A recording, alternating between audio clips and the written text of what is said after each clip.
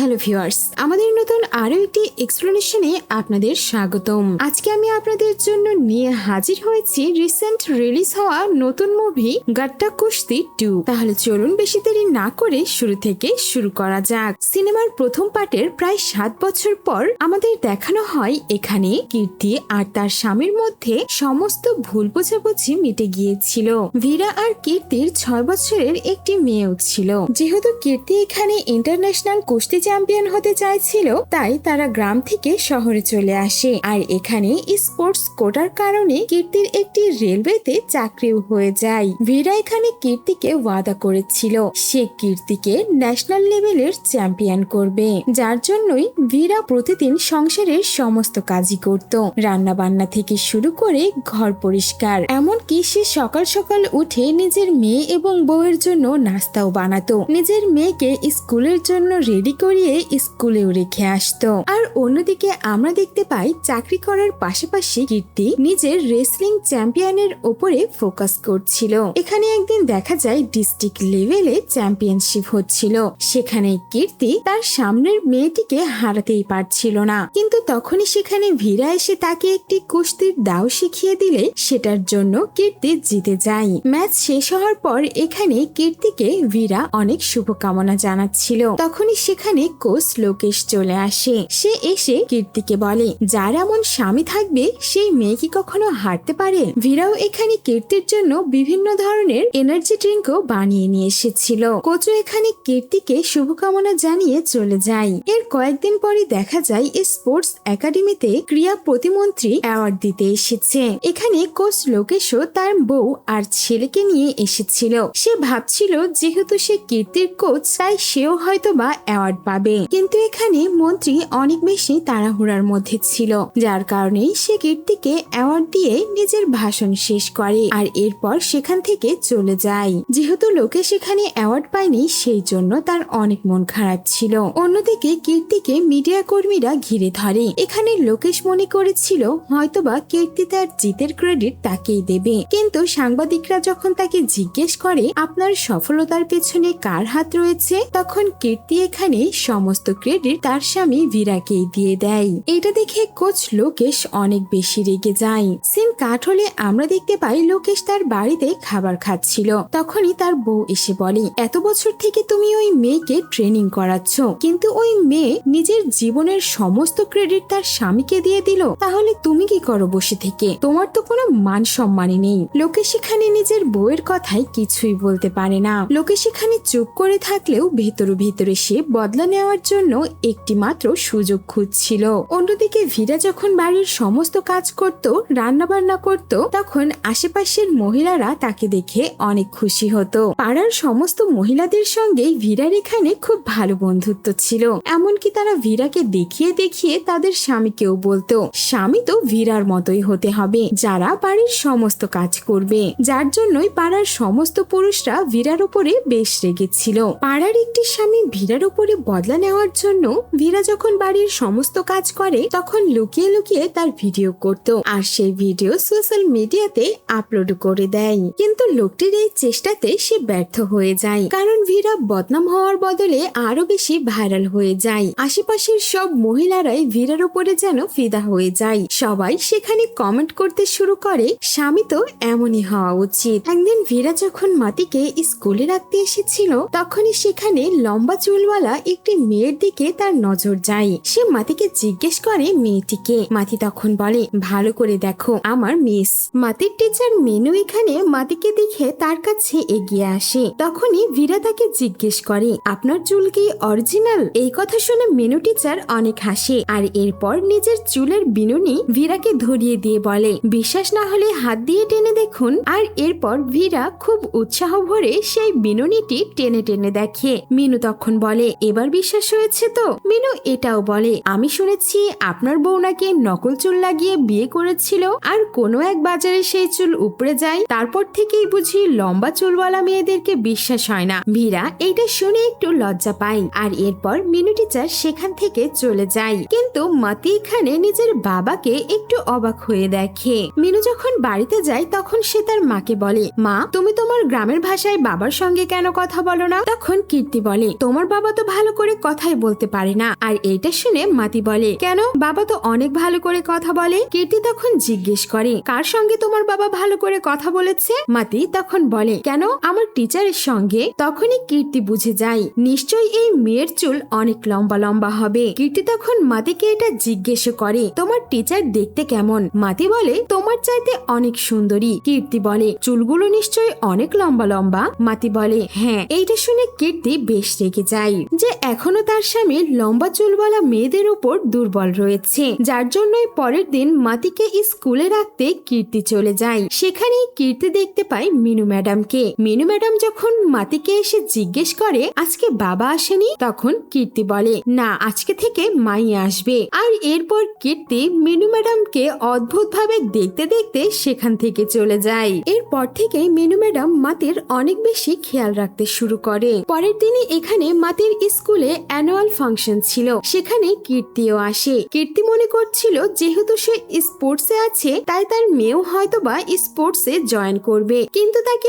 অবাক করে দিয়ে মাতি এখানে স্টেজে উঠে ডান্স করতে শুরু করে, যেটা দেখে সে খুবই অবাক হয়ে যায়। অন্যদিকে দেখা যায় ভীরাও নিজের মেয়ের ডান্স স্টেপের সঙ্গে নাচছিল আর মিনু ম্যাডামের সঙ্গে ইশারায় কথা বলছিল, যেটা কীর্তিও দেখে নেয়। ফাংশন শেষ হয়ে যাবার পর কীর্তি এখানে বাবা মেয়ের ওপর অনেক রেগে যায় আর ভীরাকে জিজ্ঞেস করে, ও কেন এভাবে ডান্স করলো? আমি তো চেয়েছিলাম ও স্পোর্টসে অংশ নেবে, ওর চাইতে দুর্বল স্টুডেন্টরাও স্পোর্টসে গিয়ে প্রাইজ পেয়েছে, আর ও কিনা আমার মেয়ে হয়ে এমন ভাবে স্টেজে উঠে নাচছে। ভীরা এখানে বলে, ও তো এখনো অনেক ছোট, অনেক সময় রয়েছে। কিন্তু কীর্তি বলে, ছোটবেলা থেকে যদি আমি ওকে অভ্যেস না করাই তাহলে ও কি করে শিখবে? কীর্তি এটাও বলে, আসলে ভুলটা আমারই, তোমার ওপরে ওর সব দায়িত্ব দেওয়া আমার ঠিক হয়নি। আজকের পর থেকে ওর সব দায়িত্ব আমি নেব, পড়াশোনা থেকে শুরু করে স্কুল যাওয়া সবকিছু। আর এর পরের দিন থেকে কীর্তি তার মামা গণেশকে ডেকে পাঠায়, যাতে করে তার মামা গণেশ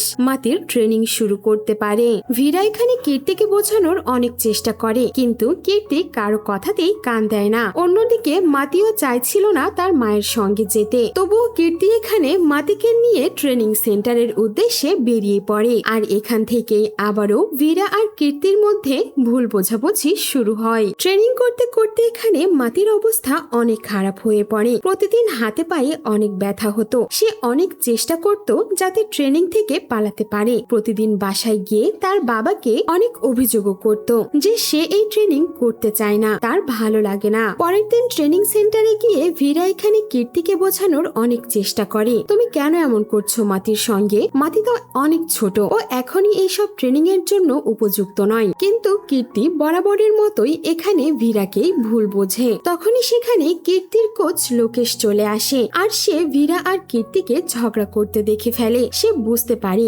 নিশ্চয়ই এদের মধ্যে কিছু হয়েছে, আর যে সুযোগটা লোকেশ খুঁজছিল বদলা নেবার, সে এখানেই সেই সুযোগটা পেয়ে যায়। ভীরা যখন বাড়ি চলে যাচ্ছিল তখনই লোকেশ ভীরাকে ডেকে বলে, কি হয়েছে তোমাদের মধ্যে? তখনই ভীরা বলে, মাতি এখনো অনেক ছোট, আমি বারবার কীর্তিকে বলছি এখনো ট্রেনিং না করাতে, কিন্তু ও আমার কথাতে কানে দিচ্ছে না। এই কথা শুনে লোকেশ বলে, ঠিকই বলেছ, আমিও কয়েকদিন থেকে নোটিস করছি ও অনেক বেশি রেগে যাচ্ছে, আর এমন ভাবে যদি চলতে থাকে তাহলে সে স্টেট লেভেলের চ্যাম্পিয়ন কি করে হবে? ভীরা তখন লোকেশকে বলে, তাহলে আমি এখন কি করব স্যার? আর এই কথা শুনে লোকেশ বলে, আমি তোমাকে একটি আয়ুর্বেদিক ডাক্তারের নাম্বার দিচ্ছি, আর ওই ডাক্তারটি যেই ওষুধ তোমাকে দেবে সেটি প্রতিদিন কীর্তির খাবারের সঙ্গে মিশিয়ে তুমি তাকে খাওয়াবে, তাহলে দেখবে ওর রাগ অনেক কমে গেছে। কিন্তু এইটা তুমি কীর্তিকে বলো না, নইলে সে তোমাকে ভুল বুঝতে পারে। আর এর পরের দিনে দেখা যায় ভীরা সেই ডাক্তারের চেম্বারে গেছে, আর এরপর সেই ডাক্তারটি কাগজে মোড়ানো অনেকগুলো ঔষধ ভীরাকে দিয়ে দেয়। লোকেশের কথা মতো এখানে ভীরা প্রতিদিন সকাল সন্ধ্যা সেই ওষুধ মেশানো খাবার কীর্তিকে খাওয়ানো শুরু করে। কীর্তিও কোনো প্রশ্ন না করে সেই খাবারগুলো খেয়ে নেয়। ধীরে ধীরে এখানে কীর্তির উপরে সেই ওষুধের ইফেক্ট পড়তে থাকে। কীর্তির রাগও অনেক কমে যায়। ভীরা লক্ষ্য করে সে মাতির সঙ্গে এখন অনেক ভালো ব্যবহার করে। ভীরা মনে করছিল হয়তোবা তার খাওয়ানো ওষুধের জন্যই এমনটা হয়েছে, কিন্তু অন্যদিকে ভীরা এটা একদমই জানতো না তার খাওয়ানো সেই ওষুধের জন্যই কীর্তির শরীরের সমস্ত শক্তি আর স্ট্যামিনার চলে যাচ্ছিল। সে একটু দৌড়ালেই হাঁপিয়ে যাচ্ছিল। নিজের ট্রেনিং গুলো যখন কীর্তি করছিল তখন সেগুলো ভালোভাবে করতে পারছিল পারছিল না, একটুতেই ক্লান্ত হয়ে যাচ্ছিল। কিন্তু তবুও কীর্তি নিজের ট্রেনিং গুলোকে খুব মনোযোগ দিয়ে করত। আর অন্যদিকে দেখা যায় লোকেশ লুকিয়ে লুকিয়ে অন্য একটি মেয়ে রাজনাকে তৈরি করছিল কীর্তির বিরুদ্ধে লড়াই করার জন্য। লোকেশ এখানে সেই রাজনীকে ছেলেদের সঙ্গে ট্রেনিং করাচ্ছিল, আর সে রাজনীকে এটাও বলে কোনোদিন ম্যাচ না হারা সেই কীর্তিকে এইবার প্রথম রাউন্ডেই তোমাকে হারাতে হবে। পরের দিন সকালে ভীরা যখন রান্নাঘরে রান্না করছিল তখনই সেখানে কীর্তি চলে আসে, কিন্তু কীর্তি সেই ওষুধের কাগজগুলো দেখে নেয়। কীর্তি যখন ভীরাকে জিজ্ঞেস করে এইগুলো কি, তখন ভীরা মিথ্যে কথা বলে। সে বলে এগুলো আয়ুর্বেদিক পাউডার মাতির জন্য, যাতে করে ট্রেনিং এ মাতি অনেক ভালো করতে পারে। কীর্তি এখানে ভীরার কথা বিশ্বাস করে আর সেখান থেকে চলে যায়। আর এরপর ভীরা যখন মাতিকে স্কুলে রাখতে যায় তখনই একটি কুকিং কম্পিটিশন থেকে ভীরার কাছে কল আসে, কারণ তারা সোশ্যাল মিডিয়াতে ভীরার কুকিং দেখেছিল, যার জন্যই তারা চাচ্ছিল এই কম্পিটিশনে ভীরা যাতে পার্টিসিপেট করে। যেহেতু আজকেই কীর্তিরও ম্যাচ ছিল তাই ভীরা মানা করে দেয়। এদিকে মাতি বলে তুমি যাও বাবা, তুমি তো অনেক ভালো রান্না করো, দেখবে ওইদিকে মাও জিতে যাবে, তুমিও এইদিকে কুকিং কম্পিটিশন জিতে যাবে, তাহলে মা অনেক খুশি হবে। মাতির জিদের কাছে এখানে ভীরা রাজি হয়ে যায়, কিন্তু ভীরা বলে তুমি তোমার মাকে কিচ্ছু বলো না, যার জন্য কীর্তি তার মামার সঙ্গে সেই ম্যাচ খেলতে চলে যায়। আর অন্যদিকে ভীরা মাতিকে নিয়ে আর মাতির সেই টিচার মিনুকে নিয়ে কম্পিটিশনে অংশগ্রহণ করতে আসে। একদিকে ভীরার কুকিং কম্পিটিশন চালু হয়ে যায় আর অন্যদিকে রাজনী আর কীর্তির ম্যাচও শুরু হয়ে যায়। প্রথম রাউন্ডে কীর্তি এখানে অনেক ভালো খেলে, সে রাজনাকে হারিয়ে দেয়, কিন্তু যখনই দ্বিতীয় রাউন্ড শুরু হয়ে যায় এখানে কীর্তি অনেক বেশি ক্লান্ত হয়ে যায়। সে চোখের সামনে ঝাপসা দেখতে শুরু করে আর এইটারই সুযোগ নিয়ে রাজনা এখানে কীর্তিকে সহজেই হারিয়ে দেয়। এখানেই কীর্তি আজকে নিজের পুরো ক্যারিয়ারে প্রথমবারের মতো হারের সম্মুখীন হয়, যার জন্য তার অনেক মন খারাপ হয়। ম্যাচ শেষ হবার পর এখানে কোচ লোকেশ কীর্তিকে তার রক্তের টেস্টের রিপোর্ট দেখায়। সেখানে লেখা ছিল কীর্তির রক্তে ড্রাগস পাওয়া গেছে। এটা দেখে কীর্তির মামা গণেশ বলে এটা কিভাবে সম্ভব, কীর্তির সমস্ত খাওয়া দাওয়ার দায়িত্ব আর দেখাশোনা তো তার স্বামী করে। এরপরেই গণেশ ভীরাকে ফোন করে, কিন্তু তারা ভীরাকে কোথাও পায় না। অন্যদিকে কীর্তি আর তার মামা গণেশ জানতে পারে ভীরা তো স্টেডিয়ামে আসেনি। তখনই কীর্তির সেই কাগজে মোড়ানো হার্বাল ওষুধের কথা মনে পড়ে। সে বাড়িতে এসে একটি ওষুধের কাগজ তার মামাকে দিয়ে বলে এটা ল্যাবে গিয়ে টেস্ট করিয়ে আসুন। কিছুক্ষণ পরেই মামা গণেশ এখানে সেই রিপোর্টটি নিয়ে চলে আসে। রিপোর্ট দেখে এখানে কীর্তি বুঝতে পারে সেই হার্বাল ওষুধের মধ্যে ড্রাগস মেশানো ছিল। রিপোর্ট দেখে কীর্তি বিশ্বাসই করতে পারছিল না যে তার স্বামী ভীরা তাকে ড্রাগস মেশানো খাবার খাওয়াচ্ছিল। তখনই সেখানে প্রতিবেশী সেই লোকটি আসে যে লুকিয়ে লুকিয়ে ভীরার ভিডিও বানাতো আর সোশ্যাল মিডিয়ায় আপলোড করত। সে এখানে কীর্তিকে একটি ভিডিও দেখায় আর ওই ভিডিওতে ভীরা সেই ওষুধগুলো খাবারে মেশাচ্ছিল। অন্যদিকে কীর্তি আর মহল্লার সবাই জানতে পারে ভীরা একটি কুকিং কম্পিটিশনে গেছে। এখানে তারা বড় স্ক্রিনে ভীরার সেই কুকিং কম্পিটিশন দেখছিল। ভীরা এখানে এত ভালো রান্না করে যে সে জিতে যায় আর হুট করেই তারা দেখতে পায় সেই মিনু ম্যাডাম জেতার খুশিতে ভীরাকে কিস করে বসে, যেটা দেখে কীর্তি অনেক রেগে যায়। আর এর কিছুক্ষণ পরে ট্রফি হাতে মাতি আর তার বাবা ভীরা বাসায় চলে আসে। কীর্তি সহ কলোনির সবাই বেশ রেগেছিল। এখানে ভীরা এসে সেই ট্রফিটি কীর্তির দিকে এগিয়ে দেয়। রেগে মেগে কীর্তির মামা গণেশ সেই ট্রফিটি নিয়ে মাটিতে ছুঁড়ে মারে। ভীরা এখানে কিছুই বুঝতে পারছিল না। তখনই গণেশ টিভি অন করে সেই নিউজটি দেখায়। ভীরা এখানে জানতে পারে আজকে প্রথমবারের মতো কীর্তি তার ম্যাচ হেরে গেছে। আর সে এখানে এটাও জানতে পারে যে কীর্তির রক্তে ড্রাগস পাওয়া গেছে, যার জন্য কীর্তিকে পুরো 1 বছরের জন্য রেসলিং থেকে নিষিদ্ধ করে দেওয়া হয়েছে। যেটা শুনে এখানে বেচারি কীর্তির মাথায় হাত পড়ে। কীর্তি এখানে কাঁদতে কাঁদতে তার স্বামী ভীরাকে বলে তোমার যদি হাউস হাজবেন্ড হয়ে থাকতে এতটাই সমস্যা হচ্ছিল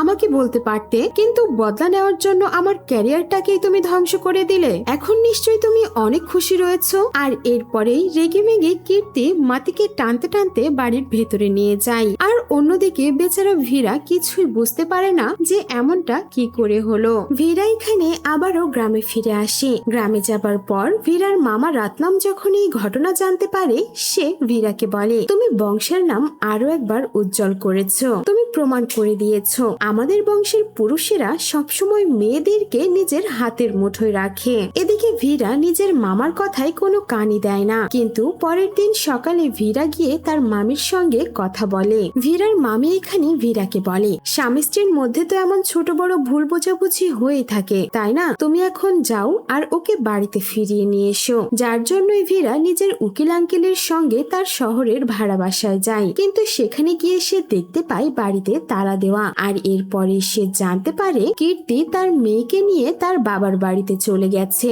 ভীরা তখন নিজের শ্বশুর বাড়িতে আসে। এদিকে মাতি যখন তার বাবাকে দেখে, সে দৌড়ে তার বাবার কাছে আসছিল, কিন্তু তখনই মাঝখানে কীর্তি এসে তাকে থামিয়ে দেয়। ভীরাকে দেখে কীর্তি এখানে অনেক রেগে যায় আর বলে, কয়েকটা দিনের জন্য আমি এখানে শান্তিতে থাকতে এসেছি, প্লিজ আমাকে বিরক্ত করো না, এখান থেকে চলে যাও। যেহেতু এখানে ভীরা কীর্তির রাগ সম্পর্কে খুব ভালো করেই জানতো, তাই সে কিছু না বলে সেখান থেকে চলে যায়। আর অন্যদিকে বেচারি মাতি নিজের বাবার চলে যাওয়া দেখে অনেক কষ্ট পায়। সিন কাট হলে আমরা দেখি আবারও রত্নম ভীরাকে বোঝাচ্ছিল মেয়েদেরকে হাতের মুঠোয় রাখতে হয়, যদি তাদের রাগ ভাঙানোর জন্য পিছু পিছু যাবি তাহলে তারা মাথায় উঠে বসবে। তখনই সেখানে সেই লয়ারটি আসে আর রত্নমকে বলে, গ্রাম পঞ্চায়েতের ইলেকশনে মহিলা সিট এসেছে, যার জন্যই আপনার বউকে আমরা ইলেকশনে দাঁড় করাতে চাই। এইটা শুনে রেগে গিয়ে রত্নম বলে, কোনোদিনও না, আমি যদি ওকে ইলেকশনে দাঁড় করিয়ে গ্রাম প্রেসিডেন্ট বানিয়ে দিই তাহলে তো ও আমার উপরে রাজত্ব করতে শুরু করবে। এই কথা শুনে পাশ থেকে ভীরা তখন বলে, আরে মামু, উনি তো শুধুমাত্র নামের প্রেসিডেন্ট থাকবে, কিন্তু বাকি সব কাজ তো তুমিই করবে, তাহলে কি সমস্যা? এখানে ভীরার কথা শুনে রত্নম রাজি হয়ে যায়। এরপরে রত্নম পদ্মাকে ইলেকশনে দাঁড় করিয়ে ইলেকশনের প্রচারণা করতেও শুরু করে। এইভাবে বেশ কয়েকটা দিন কেটে যায়। আর এরপর কীর্তি তার মেয়েকে নিয়ে আবারও শহরের বাসায় চলে আসে। মাতিও নিজের স্কুলে যেতে শুরু করে। ভীরাও প্রতিদিন মাতির স্কুলে এসে টিফিন টাইমে তার সঙ্গে দেখা করত, রান্না করা খাবার মাতিকে খাওয়াতো। মাতিও এখানে তার বাবার সঙ্গেই থাকতে চাইতো, কিন্তু কীর্তির রাগের কারণে সেটা আর হচ্ছিল না। এমন করেই একদিন মাতির অনেক মন খারাপ ছিল, যার কারণে ভীরা তার মেনু টিচারের কাছে অনুমতি চাই আর বলে, টিফিন পর্যন্তই ওকে আমি নিয়ে চলে আসব। মেনু এখানে অনুমতি দিয়ে দেয়। আর অন্যদিকে ভীরা নিজের মেয়েকে খুশি করানোর অনেক চেষ্টা করে, কিন্তু হঠাৎ করেই ওইদিকে কীর্তি মাতির স্কুলে চলে আসে। সে নিজের মেয়েকে স্কুলে না দেখে প্রিন্সিপালের উপরে অনেক রাগ দেখায় আর জিজ্ঞেস করে কেন তার মেয়েকে বাইরে যাওয়ার পারমিশন দেওয়া হয়েছে। এমনকি মেনু টিচারকেও কীর্তি অনেক কথা শোনায়। তখনই বাইকে করে ভীরা মাতিকে নিয়ে স্কুলে চলে আসে। আর এইটা দেখে কীর্তির রাগ যেন আরো দ্বিগুণ হয়ে যায়। অন্যদিকে নিজের মাকে দেখে মাতিও অনেক ভয় পায়। কীর্তি এখানে মাতির ওপরে অনেক চিৎকার করে কেন সে টিফিন টাইমে বাইরে গিয়েছিল। প্রিন্সিপাল ম্যাডাম তখন রেগে গিয়ে কীর্তিকে বলে, আপনি এমন কেন করছেন? আপনার মেয়ে অন্য কারোর সঙ্গে নয়, নিজের বাবার সঙ্গেই বাইরে গিয়েছিল। কিন্তু কীর্তি এখানে নিজের রাগকে কন্ট্রোল করতে না পেরে মাতিকে মারতে থাকে। ভীরা বারবার তাকে নিষেধ করা সত্ত্বেও কীর্তি থামছিল না, যার কারণে ভীরা এখানে কীর্তিকে চড় মারে সবার সামনে। এইটাতে কীর্তি রেগে মেগে সেখান থেকে চুপচাপ মাতিকে রেখেই তার বাবার বাড়িতে চলে আসে। অন্যদিকে দেখা যায় গ্রামে পদ্মা আন্টি ইলেকশন জিতে গিয়েছিল, কিন্তু পদ্মাকে বাসায় রেখে রত্না মামা একাই সেখানে সেলিব্রেশন করছিল। তখনই সেখানে বড় অফিসার চলে আসে আর সে রত্নামকে সাইড করে দিয়ে পদ্মাকে ডাকতে বলে। তখনই গাড়িতে করে সেখানে পদ্মা আন্টিও চলে আসে। আর এরপর বড় অফিসার পদ্মাকে অনেক বকাঝকা করে বলতে শুরু করে, তুমি প্রেসিডেন্ট তো হয়ে গেছো, কিন্তু এর মানে জানো? আর অফিসারটি এখানে এই সবকিছু ইংলিশেই বলছিল। এইটা শুনে রত্নম অনেক হাসাহাসি করে আর বলে, ও তো পড়াশোনায় জানে না, আপনি ইংলিশে কি বলছেন ও কি বুঝতে পারবে? তখনই সবাইকে অবাক করে দিয়ে পদ্মা ইংলিশে সেই অফিসারটিকে সমস্ত উত্তর দিতে শুরু করে, যেটা শুনে রত্নম আর গ্রামের সবাই অনেক অবাক হয়ে যায়। এখানে ওই অফিসারটি পদ্মাকে গ্রাম পঞ্চায়েত হবার একটি সার্টিফিকেট দেয়। বিয়ের এত বছর পর এসে রত্নম এখানে জানতে পারে সে যেই মেয়েকে মূর্খ মনে করছিল সেই পদ্মা গ্রাজুয়েশন করেছে, এমনকি সে গাড়ি চালাতেও পারে। ভীরা আবারও নিজের মামার বাড়িতে আসে, কিন্তু এতদিনে সবকিছুই চেঞ্জ হয়ে গিয়েছিল। পদ্মা নিজের গ্রামবাসীদেরকে সামলাতো, অন্যদিকে রত্নম বাড়ির কাজ সামলাতো। এখানে পদ্মা ভীরাকে বোঝাচ্ছিল, তুমি কেন সবার সামনে কীর্তিকে চড় মেরেছ? ঠিক সেই সময় রত্নম রাতনাম এসে বলে ও ওর স্বামী মারতেই পারে, তাতে কি হয়েছে? তখনই পদ্মা বলে তাহলে তো কীর্তিও মারতে পারে। আর এরপরেই দেখা যায় পদ্মা তার স্বামীকে বাড়ির সমস্ত কাজকর্ম বুঝিয়ে দিচ্ছিল, যেটা দেখে বেচারা ভীরা এখানে একটু হেসে দেয়। আর রত্নাম মামা ভীরার ওপরে অনেক রেগে যায়, কারণ ভীরার বুদ্ধিতেই তিনি পদ্মাকে ইলেকশনে দাঁড় করিয়েছিল। এখানে ভীরার মামি তাকে রাস্তায় যেতে যেতেও অনেক বোঝানোর চেষ্টা করে আর বলে তুমি কীর্তিকে ভুল বুঝেছো। কীর্তির নিজের মেয়েকে যেভাবে বড় করতে চাই সেটা কোনো ভুল নয়। বাচ্চাদেরকে ছোটবেলা থেকেই এইসব কিছু শেখানো উচিত, যাতে তারা নিজেদের সেলফ ডিফেন্স করতে পারে, যার জন্যই তাদেরকে ছোটবেলা থেকেই এইসব ট্রেনিং করানো উচিত। এখানে ভীরাও ধীরে ধীরে বুঝতে পারে আসলে তার ভুলটা কোথায়। অন্যদিকে কীর্তি নিজের বাবার বাড়িতে বসে অনেক কান্নাকাটি করছিল। কীর্তির মা মনে করে হয়তোবা ভীরা তাকে থাপ্পড় মেরেছে, তাই সে কান্নাকাটি করছে। কিন্তু এরপরে কীর্তির বোন বলে ও সেই জন্য কান্না করছে না, ও মাতিকে প্রথমবারের মতো মেরেছে, যার জন্যই ও কান্না করছে। কীর্তির বাবাও এখানে কীর্তিকে এসে অনেক বোঝায়, তুমি যেমন এখানে বসে বসে কষ্ট পাচ্ছ, অন্যদিকে নিশ্চয়ই আমার জামাই আর নাতনিও তোমার কথা মনে করে করে অনেক কষ্ট পাচ্ছে। এমনকি কীর্তির বাবা কীর্তিকে এটাও বলে বাচ্চারা কি পছন্দ করে কি করে না সেটা বোঝার দায়িত্ব বাবা মার, এমনকি তারা বড় হয়ে কি করতে চায় সেটাও তাদের ঠিক করতে হবে। বাবা মায়ের ইচ্ছা কখনোই তাদের উপর চাপিয়ে দেওয়া উচিত নয়। আর তুমি তো আমাকে এই সবকিছু শিখিয়েছিলে। তোমার মেয়ে ডান্স পছন্দ করে, কিন্তু তুমি তোমার স্বপ্ন তোমার মেয়ের উপরে চাপিয়ে দিচ্ছ, জোর করে কেন তাকে রেসলিং শেখাতে চাইছো? এখানে কীর্তিও নিজের ভুল বুঝতে পারে আর এরপর সে নিজের বাবার সঙ্গে বাড়িতে ফিরে যেতে রাজি হয়ে যায়। পরের দিন সকালে উঠে কীর্তির বাবা পরিবারের সবাইকে নিয়ে গাড়িতে বসে কীর্তির বাড়িতে যাওয়ার জন্য বেরিয়ে পড়ে, যাতে করে কীর্তি আর ভীরা নিজেদের ভুল বোঝাবুঝি মিটিয়ে নিতে পারে। অন্যদিকে সিন কাট হলে আমরা দেখতে পাই মিনু টিচার এখানে মাতির সঙ্গে তার বাড়িতে দেখা করতে এসেছে। সে এসে দেখে মাতি মন খারাপ করে বাড়িতেই বসে রয়েছে। মিনু ম্যাডাম এখানে মাতির মন ভালো করার জন্য নিজের মোবাইল ফোনে গান দিয়ে ডান্স করতে শুরু করে। সেই সঙ্গে সঙ্গে ভীরা আর তার দুই আঙ্কেলও মিনু ম্যাডামের সঙ্গে অনেক ডান্স করে। আর এরপরেই দেখা যায় মাতির মনটাও ভালো হয়ে যায়, তারা সবাই মিলে একসঙ্গে অনেক ডান্স করছিল। আর এরপরে ভীরা একদিকে মিনু ম্যাডামকে আর অন্যদিকে মাতিকে কোলে তুলে নেয়। ঠিক সেই সময় সেখানে চলে আসে কীর্তি আর তার পুরো পরিবার, যেটা দেখে তারা সবাই অনেক অবাক হয়ে যায়। মিনু ম্যাডামকে এইভাবে কোলে নেওয়া দেখে কীর্তি বুঝতে পারে মিনু ম্যাডামের লম্বা চুল দেখে ভীরা তার উপরে ফিদা হয়ে গেছে। অন্যদিকে কীর্তির মামা যখন তাদেরকে কোল থেকে নামাতে বলে তখন ভীরা প্রথমে মাতিকে নামায় আর এরপর মিনু ম্যাডামকে। এখানে কীর্তির বাবাও আর কিছুই বলতে পারে না, কারণ সে তো বলেছিল তার জামাই আর নাতনি অনেক কষ্টে আছে। বিশ্বাস করুন আপনারা আসার আগে আমরা অনেক কষ্টে ছিলাম, কিন্তু এখানে কীর্তি তাদের কোনো কথাই শোনে না। আর এরপর পুরো পরিবারকে নিয়ে সে সেখান থেকে চলে যায়। একদিন ভীরার লয়ার মামা তাকে উপদেশ দেয় তোমার সংসার বাঁচানোর শুধু একটি উপায় রয়েছে, সেই আয়ুর্বেদিক ডাক্তারকে খোঁজা যে তোমাকে এই ওষুধগুলো দিয়েছিল। আর এরপর ভীরা সেই ডাক্তারটিকেও খুঁজে বের করে। এখানে ওই ডাক্তারটি ভীরাকে সব বলে দেয়। ওই কোচ লোকেশই তাকে এই ওষুধগুলো দিতে বলেছিল। ভীরা তখন কোচ লোকেশের কাছে যায়। সে জিজ্ঞেস করে সে এমনটা কেন করেছে। কোচ লোকেশ বলে সে কীর্তির উপরে বদলা নেওয়ার জন্যই এমনটা করেছে। এখানে ভীরা কোচ লোকেশের মুখ থেকে সমস্ত স্বীকারোক্তি নেয় আর সেটা ভিডিও করে, যেটা বলার জন্য ভীরা এখানে কীর্তির বাড়িতেও আসে। কিন্তু কীর্তি তাকে অবাক করে দিয়ে বলে কীর্তি ভীরাকে একটি ভিডিও দেখায়। সেই ভিডিওতে কোচ বলছিল ভীরা তাকে মেরে মেরে এই স্বীকারোক্তি নিয়েছে যে পাউডারের আইডিয়া তাকে আমি দিয়েছি। তুমি ওর কথা বিশ্বাস করো না কীর্তি। কীর্তি এখানে ভীরাকে নিজের বাড়ি থেকে বের করে দেয়। আর এরপরে জানা যায় কীর্তি কোর্টে ডিভোর্স ফাইল করে দিয়েছে। ভীরা এখানে মাতিকে নিয়ে কোর্টে আসে। জাজ রাজেশ্বরীর সামনে এখানে কীর্তি বলে সে তার স্বামীর সঙ্গে আর থাকতে চায় না, আমি শুধুমাত্র আমার মেয়ের সঙ্গে থাকতে চাই।